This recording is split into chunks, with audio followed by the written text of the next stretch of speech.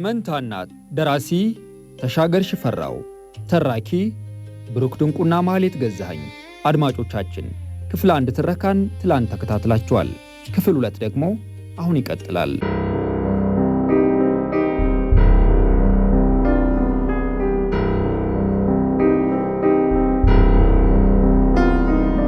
ባለሱቁ በላስቲክ ከረጢት ውስጥ ከቶ የሰጠው ጠውላጋ የሽሊንግ ዳቦ የስስት ስሜት ፈጠረበት። ለአንድ አፍታ የከፈተውን ጉሮሮ ሳይዘጋ የማያድረውን አምላክ እያሰበ ከሱቁ ወጥቶ ጥቂት እንደተራመደ ጎረምሶቹ አንበሴ ሼባው ሲሉ ዳግም ዘለፉት። ሆዴ ባሰው አንበሴ መታገስ አልቻለም። ዞር ብሎ ከዘራውን ወደ ጎረምሶቹ እየጠቆመ ማነህ አንተ እኔን ሽባ የምትለኝ አለና ተጠጋቸው። ከሶስቱ አንዱ ማን ሽባ አለ? ሼባ ማለት ሸማግሌ ማለት ነው አለና ወደ ጎን ዞር ብሎ ፋራ ሲል ተሳደበ። ልጁ የተናገረው ከአንበሴ ጆሮ አላመለጠም። አንበሴ ግን የኋለኛውን ዘለፋቶና ሰርቶ የሚበላ ሰው ሽባ አይባልም። አያችሁ እኔ ባረጅም ለራሴ የማንስሰው አይደለሁም። ሰርቶ መብላት አያስፈራኝም። ሽባ ማለት ደግሞ ጎዳና ላይ ቆሞ ወጭ ወራጁን የሚዘልፍ ነው ብሎ በንቀት ግልምጫው አደባያቸው። እነሱም በዝምታቸው ውስጥ አድብተው ጠበቁት። 1-3 እርምጃ እንደተራመደ ብራቮ አንበሴ ሼባው አሉና አጨበጨቡለት። አንበሴ በብስጭት ወደ ኋላው ተመልሶ ስሙ እኔ አልረግማችሁም፣ ከዚህ ወዲያ ምን ሁኑ ብዬ ልርገማችሁ ብሎ ማዝገሙን ቀጠለ። መልሰው መላልሰው እየጠሩ ቢዘልፉትም ወደ ኋላው አልተመለሰም። በባዶው ጨለማ ከራሱ ጋር እየተሟገተ የቤቱን መንገድ ተያያዘው። ባጣሁና በደከምኩ ጊዜ ለኔ ለሆነችልኝ ልጄ ባጣችና በደከመች ጊዜ ሳልደርስላት ልቅር ይሁና። የመንገድ ዳር መብራቶች በሙሉ ጠፍተውበት ከጨለማው ጋር የተቀላቀለውን የመኪና መንገድ ከቀበሌው ድራፍት ቤት የሚወጣው ብርሃን ወድቆበታል። አንበሴ በሩ ላይ ደርሶ ለአፍታ ተመለከተና የመጨረሻ ዕድሉን ለመሞከር ወደዚያው አመራ። ጥቂት ሰዎች የቀበሌ ቴሌቪዥን እያዩ ድራፍት ይጠጣሉ። ከሰዎቹ መካከል የሰፈሩን ዕድር ጸሐፊ አቶ ዘንባባን አየና ለሰላምታ ባርኔጣውን ከፍ አድርጎ ከወገቡ ዝቅ አለ። እንደምን ዋሉ አቶ አንበሴ? በእግር በፈረስ አፈላልጎት ነው የተገኙት ብሎ የዕድር ጸሐፊው ከመቀመጫው ተነሳ። አንበሴም ሰላምታ ሰጥቶት ተቀመጠ። ቤቶም ሰው ልኬ አጥቼዎት ተቸግሬ ነበር፣ እንኳን አገኘሁት። ምን ነው ሰው አረፈ እንዴ ከዕድራችን? አለ አንበሴ። እጁ አጥሮ የዕድሩን የወር መዋጮ መክፈል ሲሳነው ሰው ሲሞት ጥሩምባ በመንፋት በጉልበት መዋጮ ዕድርተኝነቱን ከቀጠለ ዓመት አለፈው። አዎ አንድ ዕድርተኛችን አርፏል። የድራፍት ቤቱ አስተናጋጅ ከአንበሴ ትዕዛዝ ለመቀበል መጥቶ ከፊቱ ቆመና ምን ልታዘዝ አለ። ምንም አልፈልግም አለ አንበሴ። የለም አንድ ድራፍት አምጣላቸው እኔ ከፍላለሁ አለ የዕድር ጸሐፊው። አይ አቶ ዘንባባ እኔ አሁን ድራፍት የምጠጣ ሰው ነኝ። ልጄ መንታ ወልዳ ባዶ ቤት ተኝታለች። መቼም የኔን ሁኔታ ሳታውቀው አትቀርም። የሚላስ የሚቀመስ እንኳ በቤቴ የለኝም። ገና በ2 ወሯ ረሃብ ጡቷን አድርቆት ጨቅላዎቹ በእጇ ሊሞቱ ነው። እስካሁንም ያሰነበታቸው የአብሽ ውሃ እያጠጣቻቸው ነው። እሷስ ብትሆን እንዲሆና መቼ ትዘልቀዋለች? አንበሴ በዚች ምሽት የመጨረሻዋን የዕድሉን በር አንኳኳ። የልጆቹ አባት አይረዳትም? በልቶ የኔ ልጅ ጽድቁ ቀርቶ በወጉ በኮነነኝ አሉ። ለራሱ የወላጆቹ ጥገኛ እኮ ነው። አታውቀውም እንዴ?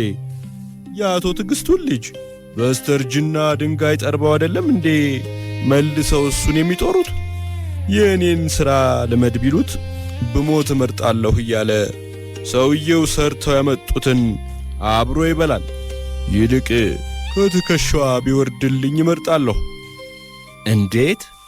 አንበሴ የቀረበለትን ድራፍት አጎደለና ከመቀመጫው ተነስቶ ቀኝ እጁን እንደ መሐላ ከፍ በማድረግ ቅዱስ ሚካኤል ምስክሬ ነው፣ የኔ ልጅ ነች ብዬ አይደለም ስሟን በመልካም የማነሳው። እልፊቱ ባለጌ አይደለችም።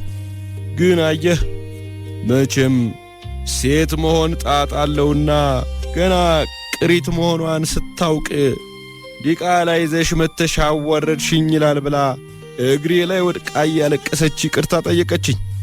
ለጊዜው ብበሳጭም ጉዴን ችየው ዝም አልኩ። ለመሆኑ ከማን ያረገሽው ስላት ከአቶ ትዕግስቱ ልጅ መሆኑን ነገረችኝ። እኔም ቀድሞውኑ ጠርጥሬ ነበር። ጉልት የምትቀመጥበት ይሄድና ለሲጃራው 1 ብር 2 ብር ሲቀበላት ብዙ ጊዜ አይቼዋለሁ።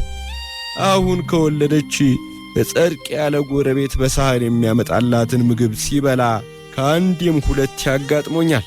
እርሷ ደግሞ የዲቃሎቿን አባት ሰፈርተኛ እንዲያውቅላት ስለምትፈልግ ያንን ነፍስ ይማሩን ለብሶ ወጣ ገባ ሲል በደስታ እንደምትፍነከነክ ገብቶኛል። አሁን ታዲያ እታረስበታለሁ ብላ ያቆየችው ሳንትምና ቀለብ ሲያልቅ ምኑንም ይዞ የሚመጣው ጎረቤት ሲቀር የልጆቿ አባት ተብየው ይችን የሽልንግ ዳቦ እንኳን አምጥቶላት አያውቅም። ጭራሽ ድርሽ ብሎ አያውቅም። ይኸው ችግር ጥርሶቹን አገጦ መጣባት። ትናንት ጦሟን ያደረችው አንሶ ዛሬም ጦሟን ልታድር ነው። ክፉ ድሏ በልጅ ሰንሰለት አስሮ ልመና ሊሰዳትም አይደል? አንበሴ ግማሽ ያደረጋትን ድራፍት ጨለጠና ዳቦ የያዘችውን ላስቲክ አንጠልጥሎ ተነሳ። ይድገሙ እንጂ አቶ አንበሴ አለ የዕድሩ ጸሐፊ አቶ ዘንባባ። የለም ይበቃኛል የኔ ልጅ። ለማንኛውም ይችን ደረቅ ቂጣ ላድርስላት። ምን ላድርግ? እንደ ልቤ ሰርቼ ገባ በነበር ጊዜ ለቤተሰብ እንዲህ አልነበርኩም። አቶ ዘንባባ 50 ብር ላስተናጋጁ ሰጥቶ ከ40 ብር በላይ መልስ ሲቀበል ያየው አንበሴ በሌሊት ፀሐይ የወጣች መሰለው። ከድራፍት ቤቱ ሲወጡ ከምሽቱ 4 ሰዓት ተኩል አልፏል።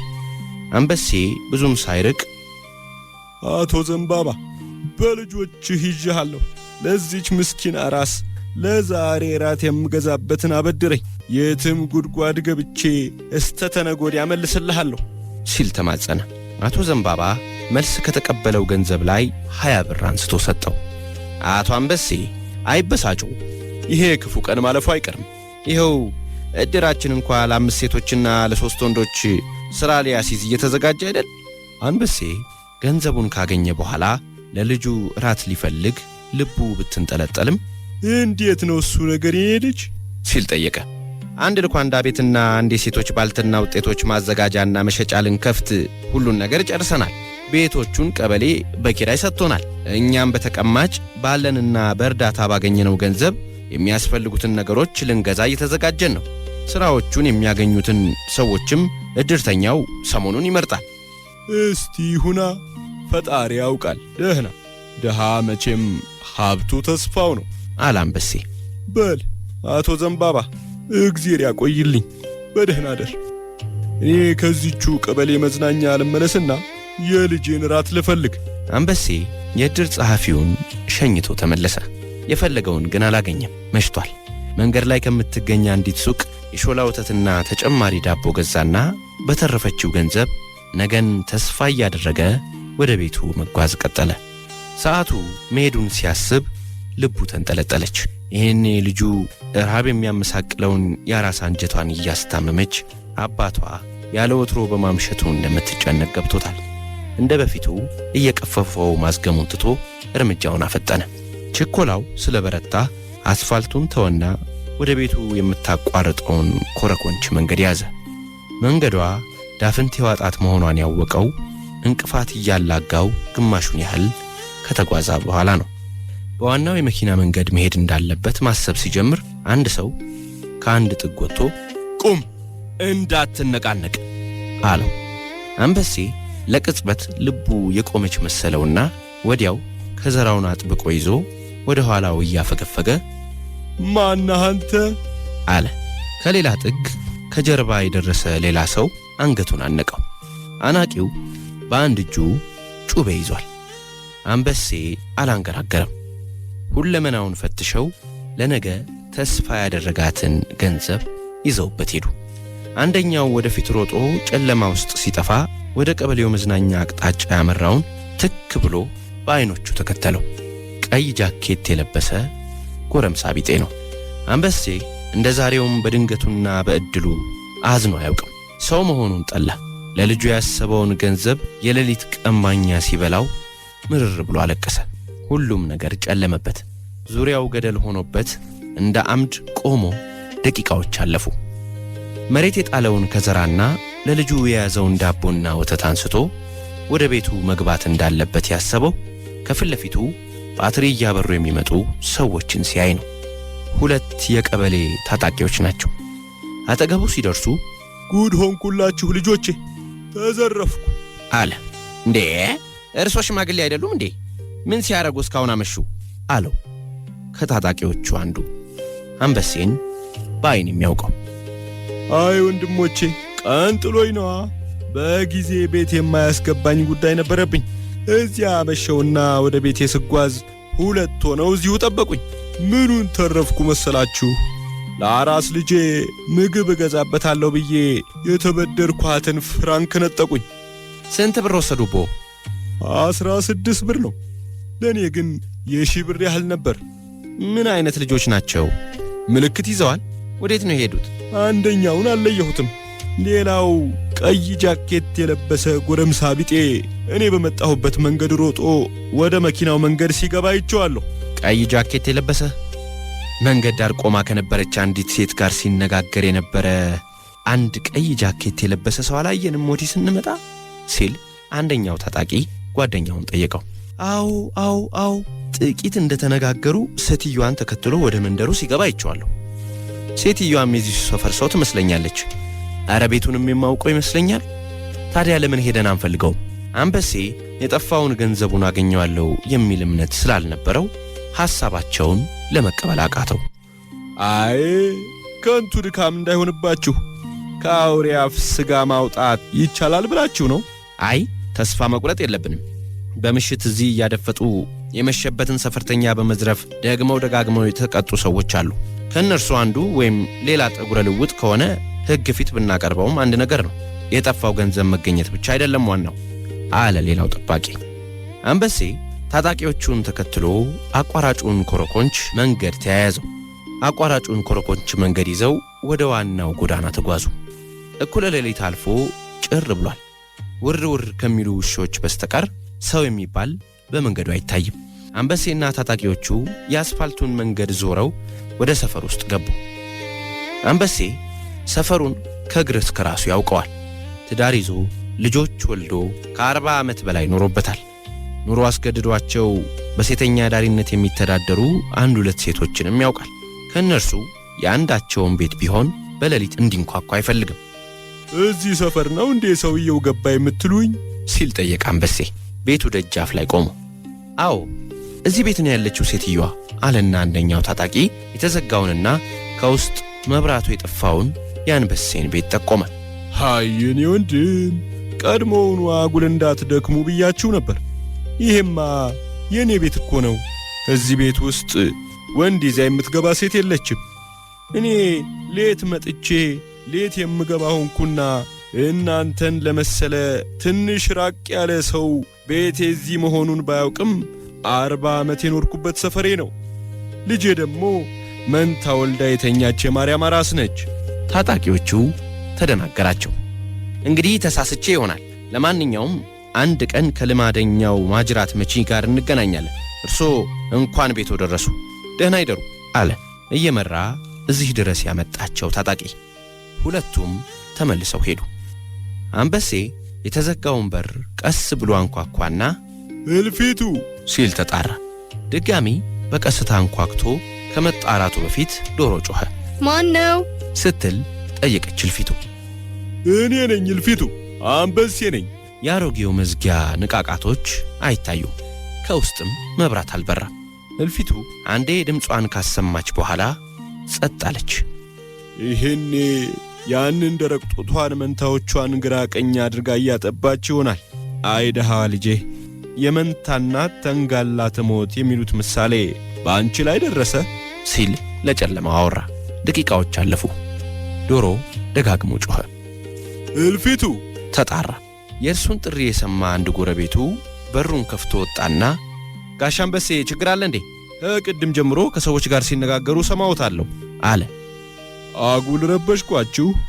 የእኔ ነገር ምን መላ አለው ብለው ነው? ምንም አልሆንኩ። እብድ ሌሊት ደጅ አሳድሮኝ ነው አለ አንበሴ የአንጀቱን ማረር በሳቁና በቀሉ ሸፍኖ። ጎረቤቱ ገብቶ በሩን ዘጋው። እልፊቱ ደህናማ አይደለሽም እንዴ? አለ አንበሴ። ወዲያው በመዝጊያው ንቃቃት የአምፖል ጨረሮች ወደ ውጭ ወጡ። አባዬ ነህ? አለች እልፊቱ። አዎ ነኝ፣ እኔ ልጅ አንበሴ ነኝ። በሩን ከፈተችለትና አንገቷን ደፍታ ቆመች። አንበሴ ደነገጠ። ምን ሆነሻል እልፊቱ? ደህናማ አይደለሽም እንዴ? እግሮቹ ላይ ወድቃ ማልቀስ ጀመረች። ምን ሆነሻል? ልጆቹ ደህናማ አይደሉም እንዴ? ሲል ጠየቀ አንበሴ። ይቅር በለኝ አባዬ፣ ይቅርታ አድርግልኝ እባክህን። የምገባበት ጉድጓድ ባጣ ነው፣ ለልጆቼ ወተት መግዣ ባጣ ነው። ምን ጥፋት ሰራሽ? ወንድ በቤት አሳደርኩኝ። ከመሬት ሳትነሳ እንባ በጋረዳቸው አይኖቿ ሽቅብ እያየች ተማጸነች። ወንድ? አለ አንበሴ ጆሮውን ባለማመን። አዎ አለች እየተንቀጠቀጠች። አሁን እዚህ ቤት ውስጥ ወንድ አለ? አዎ። ልጆቹስ? ወተት አፍልቼ አጠጥቻቸው ተኝተዋል። ምን ታደርጊ አንቺ? እንዲህ አይነት ሴት እንዳልሆንሽ አውቃለሁ። ደንዝዞ በቆመበት ቀረ። የእንባ ኳሶች ከዓይኖቹ ወደቁ። ዘወር ብሎ በስስ መጋረጃ ወደ ተጋረደችው ጓዳ ሲመለከት ዓይኖቹ ግድግዳ ላይ የተንጠለጠለ ቀይ ጃኬት ላይ አረፉ።